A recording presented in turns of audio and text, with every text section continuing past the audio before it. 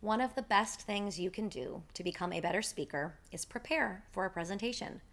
Rehearsal allows you to change unforeseen content problems, make sure your visuals match the message, and check your technology to guarantee a smooth talk. There is no doubt that practicing before you present is a smart thing to do.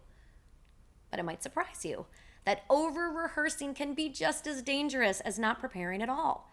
How do you know if you are over-rehearsing? Here are 4 telltale signs that it's time to stop practicing. First, you're memorizing words and not concepts. A lot of speakers are concerned about getting their content right. You have important things to say, and you want to make sure your audience receives your intended message. But word-for-word memorization isn't usually the best way to absorb all of the content. If your mind goes blank or you lose a word, and that happens sometimes, it can be difficult and nerve-wracking to get back on track. And you'll be focused on that misstep, and it could completely unravel you. But if you know the concepts, it's okay if words start to move around or sound a little bit different than you wrote.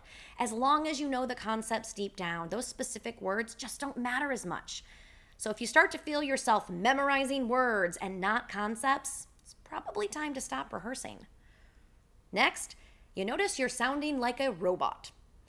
You know you veered into over-rehearse mode if you start to sound too tied to the script. Audiences can sense a very performative talk, and they don't like it. They want to feel as if they're the only person in the room, and they want to feel your excitement about the message. So record yourself while you rehearse. And if you notice you start to sound less than enthusiastic or even robotic, it's time to stop. Next, you're in your head and not present with the audience. It is smart to rehearse in front of people you trust so they can give you feedback on content and delivery. But if you can't make that happen, you should be picturing your audience while you rehearse. It's a great alternative. If you start to feel that you're not present with the people you're talking to, whether they're real or imaginary, you're focused on what's going on in your head rather than what's going on in front of you. And that means it's time to stop rehearsing. And finally, you're tired.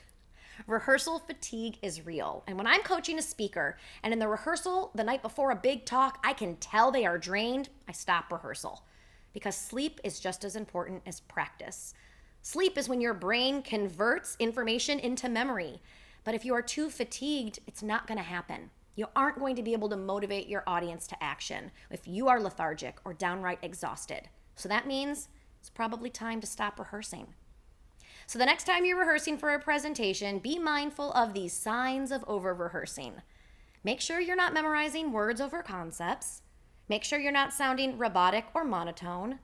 And make sure you're not in your own head.